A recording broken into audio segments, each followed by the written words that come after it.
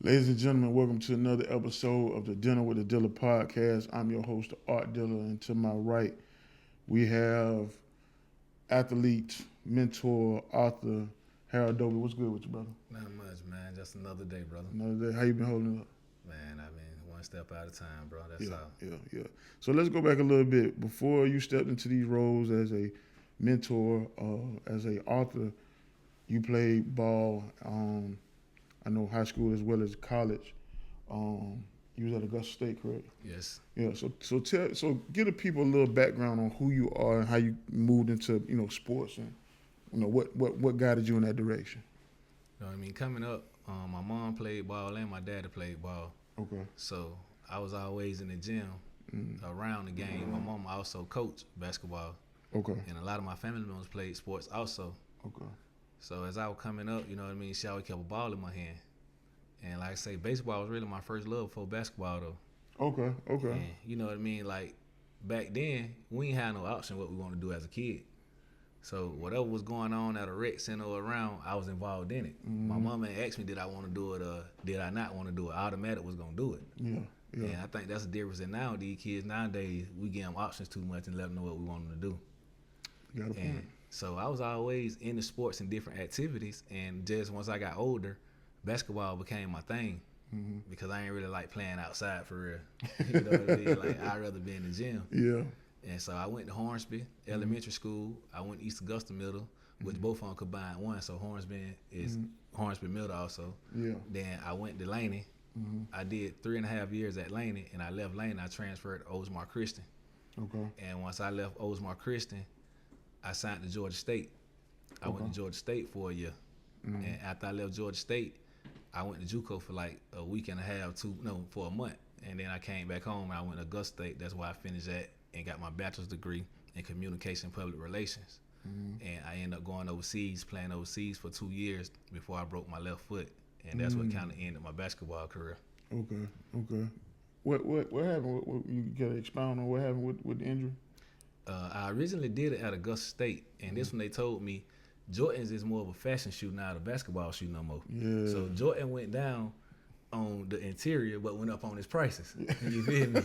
So it's like Jordan just for fashion, not to play basketball in. I was hard headed, and I came down one day on the left side of my foot, and I had fraction I think the fifth bone in my foot, and I ain't never tell nobody. And I kept playing on it, bro. When I went and got the X-rays, like my bone was split in half. You know how you cook a hot dog so long and it busts open? That's how that bone was in my foot. So I got a screw put in it my senior year at Augusta State. Okay. And then when I went overseas, guess what? I went back to playing in Jordans. Oh man. Went back to playing in Jordans, bro. And Yeah. I broke it in the same exact spot I had broke it with when I was at Augusta State. And they said it's either one or two things: is my bone ain't fully healed, or Augusta State had gave me a quick fix with that screw, and it never completely came back together, that bone. Okay. And the other part of it was I wasn't wearing the right shoe when I supposed to be wearing. I wasn't having the right insoles, and so it was accountability. Go back to accountability. I wanted to look good and study, feel good and play good, you know, type thing. Yeah. And if I'd have kept playing, I had a high percentage of damaging my nerve in my foot, and I would have had no feeling. So I just shut it down, and I came back home, and I also figured found out I had another child on the way too. So it was one of them things like, come on back home. Gotcha. So at that point, was that when you started? Because I'm just going off my memory. Is that when you started the mentoring with the ball organization? You had? Yep, that's when I came back. Books and life lessons. I started a nonprofit. Okay. So tell me where did you go with that direction once you started that? Once, like when I first came back, and matter of fact, when I was at Georgia State, and I think it was 2011, right? When I came back home one day, that's when my cousin Ted's, he had his first music festival, and I was one of the hosts with him with that, and I saw like the joy that it was bringing people and the kids in the community, and ever since then I wanted to start one on my own. But so when I finally, got overseas and started learning the nonprofit side of things, that's when I said I'm gonna decide to do nonprofit. And then I see, like, I used to always read the paper, like when I went home, like during spring break or anytime kids was out of school, one of my peers was end up getting locked up for murder or armed robbery. Like, dang, that's the only time crimes happen when they out of school because they ain't got nothing to do. Yeah. So that's when I said I'm gonna start doing stuff during the breaks. And I was communicating with Deion Grant, and he was telling me like, bro, I got money, and if you keep doing stuff out of your pocket, you're gonna eventually be broke. Like you're gonna ask for help. So don't be ashamed for asking for help and start a nonprofit. Okay. And that's how that happened and came about. And then that's when I started my nonprofit called Books and Life Lessons. It actually started in 2017.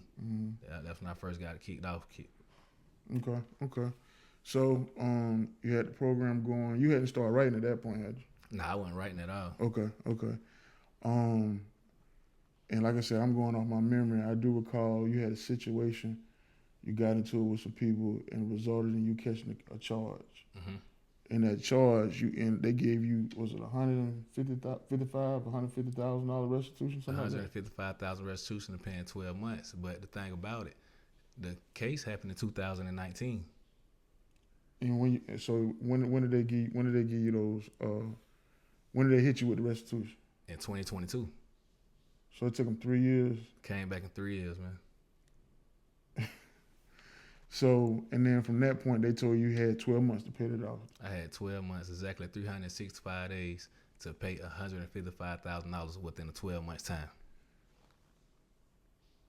Don't get me wrong, bro. I'd had a brief run in, but that don't make sense. You know what I'm saying? Like most times, you some kind of payment or something. For sure. If you go get a house right now for $155,000, they gonna give you 30 years to pay that loan. Yeah. You feel me? Like the average person. And I always tell people I discuss this. I did my research in the numbers, bro. You got 8.1 billion people in the world, right? Mm-hmm. Only 1% will be comfortable paying that much money in 12 months. Only 1%. So I went to prison for 45 years for something that 99% of the world wouldn't do. And if we break it down to Augusta terms, in the area that I live in, well, we got like over 200,000 people or something like that. Mm-hmm. And I think it was only probably 300 households that got two parents in it on paper that make $155,000. You know what I mean? So pretty much the situation was kind of like they trying to jam you up for the most part. Well, that what it sound like to me. You know what I'm saying? I leave that up to everybody else. You know what I mean? That's something that I would never say because I hold myself accountable from the get go. Yeah, I understand that. I mean, I understand that and paying, having to pay that, but and the responsibility behind that. But you just said something that I ain't even think about it, as far as like the percentile of people who actually has the funds to be able to do something like that. For sure, bro. You got to think about one of the best paying jobs in Augusta. We probably only got a handful of jobs that we make $100,000 in Augusta. Mm-hmm. Yeah.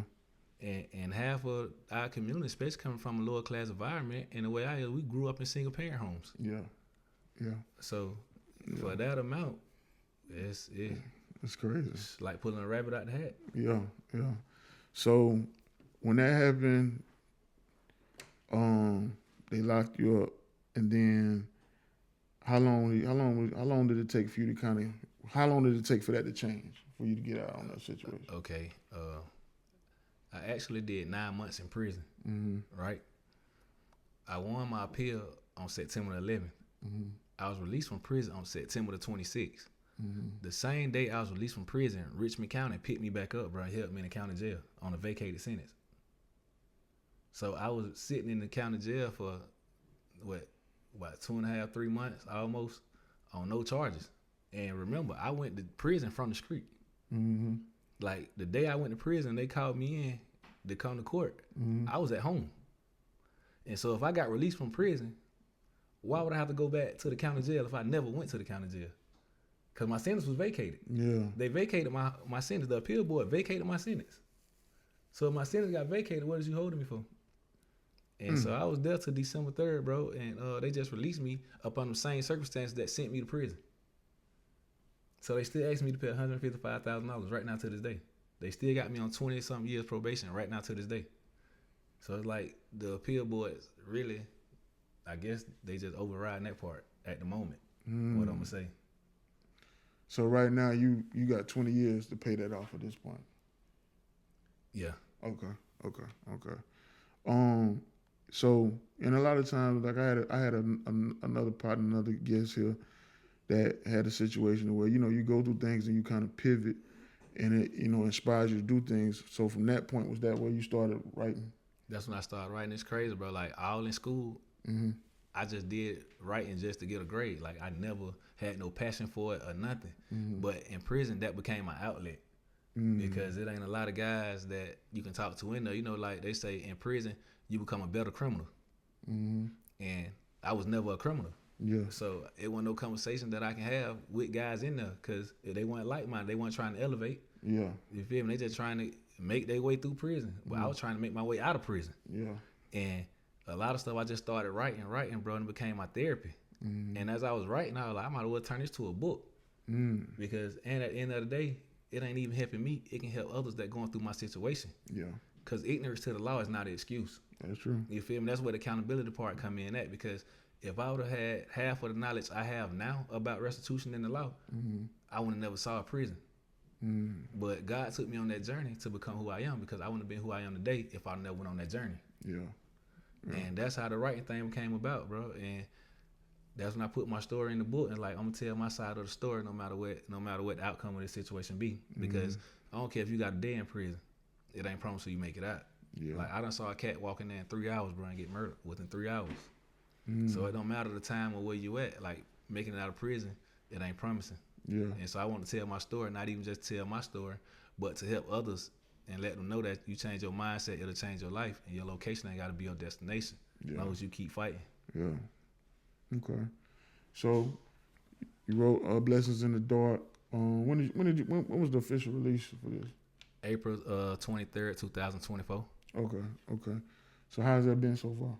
It been good. It been a journey, bro. And that book been helping me meet a lot of new people and networking in a lot of different places that basketball couldn't take me. Okay. You know what I mean? So and it feel better by speaking on that book than I ever did by any basket I ever made.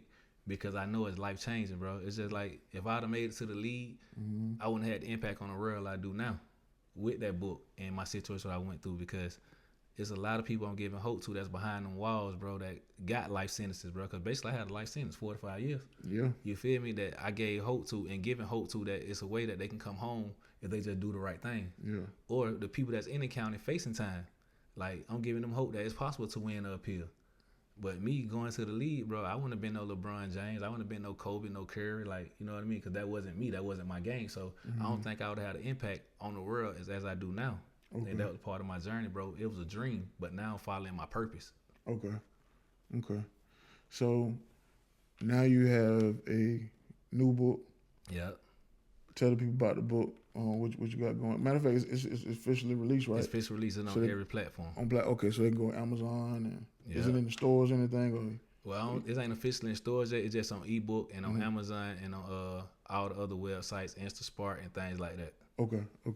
So tell the people, because this book is a little different. This is more about motivation.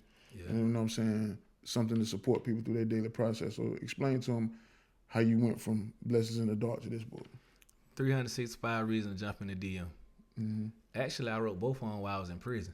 Okay. I wrote that book while I was in prison too. I just ain't released it until this year, January. But this book is like a quote book. So while I was in prison and I was holding myself accountable, looking to that mirror, having them self-talks, I was writing down quotes and things that I can do to better myself. And as I wrote down the quote, I wrote down the action I took too. Okay. To help that quote and help me move forward or accountability. And like I said, I did 13 months. Just so happened I did 13 months. But I kind of broke it down and like picked the best ones to just do out of 365 days. Okay. And I put it in the book. And so that's why 365 Reasons to Jump in the DM. And DM stands for Daily Motivation. So you got 365 quotes in that book. And no matter when you start, you ain't got to start in January. You can start today. But just make sure it's going to help you get better. And for an example, like one of them is just like your environment. Okay. You know what I mean? Like you can't tell yourself that you want to be a basketball player, bro, with all you hanging around is people that drive race cars. Right. You get what I'm saying? Right. So it's like be around where you trying to go. Talk to like-minded people. Because, you know, they say if I show me 5 of your friends, I can tell you where you're going in life type thing. And that's what I just had to do, sit down and hold myself accountable about places that stop trying to fit myself in places that I shouldn't be. You know what I mean? And that's what this book really is about. It's just letting you know and self-reflecting on what you can do different. Yeah. Okay. You speak a lot about, since we've been here, you speak a lot about accountability. So tell me, what led you to that? Because a lot of people don't do that. A lot of people go through life and they see outside circumstances and they kind of focus on that. You obviously has made a turn to look more within. What led to you to get into that space? Looking around, bro, as long as you keep blaming people, you'll never move forward. Yeah. So you got to think about what you can do different. Everybody got a choice. When you go to a four-way, you either can turn right, you can turn left, you can go straight across, or you can turn back around and go back where you came from. Mm-hmm. You feel me? So that's the same thing with life. Like just the situation. Like I stayed after they fought. Mm-hmm. I could have left after they fought, or I could have even left before the club was over. You feel me? Before the bar was over. I had decisions to make. I had a choice to make. Don't nobody force you to do nothing, bro. And life is about choices. And even in every conversation or everything that go on in life, it's about you making a decision. Okay. Nobody ain't forced you to make no decision. So that's why I got big on accountability, and that helped me within my case and in life, bro. And once I started holding myself accountable and got close to God, that's when my situation started changing.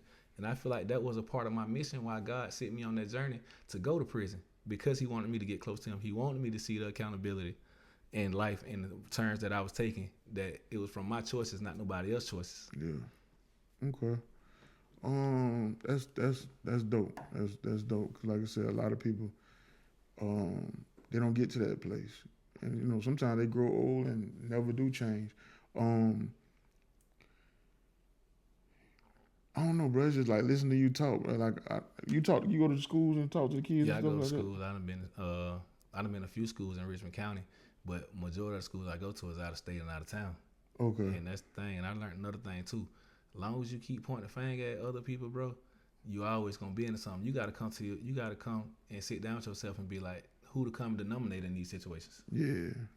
And you the common denominator. You tell me every spot you go to, you argue with somebody because of somebody else. That's true. Who the common denominator? That's true. So that's a lot of it, bro. And like I say, we put myself in a position like you can get lawyers $100,000, but if you don't know what you're getting a lawyer $100,000 for, guess what? You just a dummy taking probation. You're right about that. When this case is beatable, learn the law, accountability, like lean on yourself. Mm-hmm. Like, you know what I mean? Like, just start running with information that people tell you. We have to learn about things ourselves. Go do your research, bro. And that's what's wrong with this world now. We always believe stuff we see on social media, what people telling us, and wonder why we getting the bad end of the stick. Yeah. But you want to blame them. Oh, they sold me this fugazi, or they told me this. Now, hold yourself accountable for believing that. That's true. That's true. So what's next for you? Because like I said, you moving. Like I see people in the city doing things. You know what I mean? It's inspiring to me to see people do that, because a lot of people don't, again, get to that space where they're trying to kind of create community, give back, and connect with people and help them out. So what's next for you beyond, writing books? Man, keep creating like accountability, a nice environment, bro. Giving others opportunity to see that it is a God, and if you change your mindset, it'll change your life. You feel me? And I just want to keep being that walking testimony and giving people hope, to let them know, like, your location ain't got to be your destination. So where you at today ain't got to be where you at tomorrow. Okay. But you got to dig down deep and change that. So I'm gonna keep telling my story, keep writing my books, and hopefully one day turn into a documentary, into a movie. Okay. So that's the overall goal. Okay. You know what I mean? To become one of the best motivational speakers in the world. Well, I am gonna be. I'm gonna claim it. You know what I mean? Have one of the best movies out and everything. So, cause I know people learn different. So it might be somebody learning from this podcast. It might be somebody learning from reading that book. But it might be other people that ain't gonna read or ain't gonna watch no podcast. They'll sit down and watch a movie. Yeah. They'll sit down and watch a documentary. Yeah. So I'm gonna try to put my story out in every which way as possible. So I won't leave nobody behind, because I want to give everybody the opportunity to hear this story and the opportunity to make themselves a better person. But if I leave out avenues of doing that, then I'd be cheating somebody else, bro. And I just know my story can really change lives. You know what I mean? So it's bigger than me. Okay.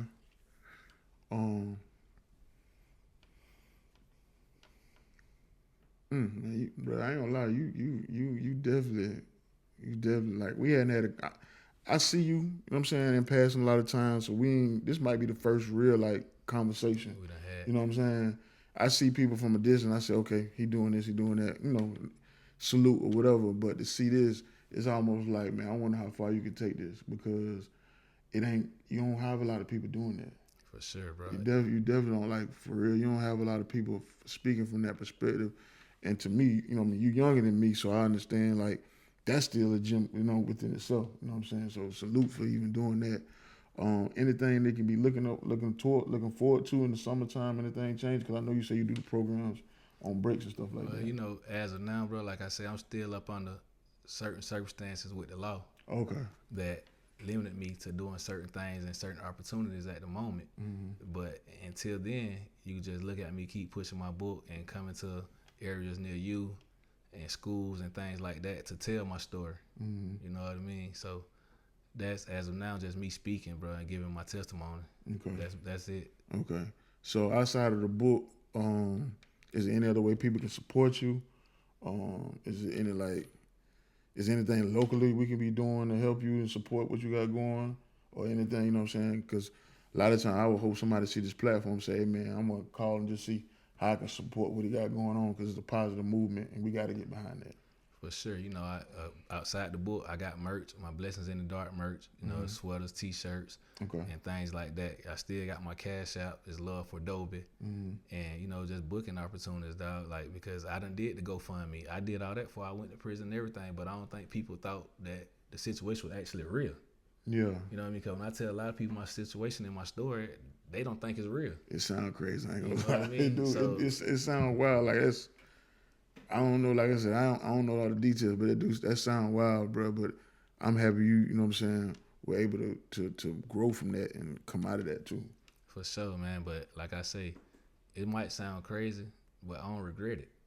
Yeah. Because it built character. It built That's who true. I am today. I always been mature. Well, I always thought I was mature, but going through that situation, I learned I wasn't mature at all because I was making childish decisions. And I was making childish moves. I was, and so that's why I say I'm always refer back to accountability. Yeah. And I was putting myself in them situations for things to happen. Yeah. And now today, I move different. But if I never would have went to prison, I never would be moving the way I am today. I never would have a book out. I never would have this type of mindset that I have now. You know what I mean? So I don't regret it, bro. It helped me. I went back to prison. I got 9 certifications while I was in prison. I started helping others. Okay.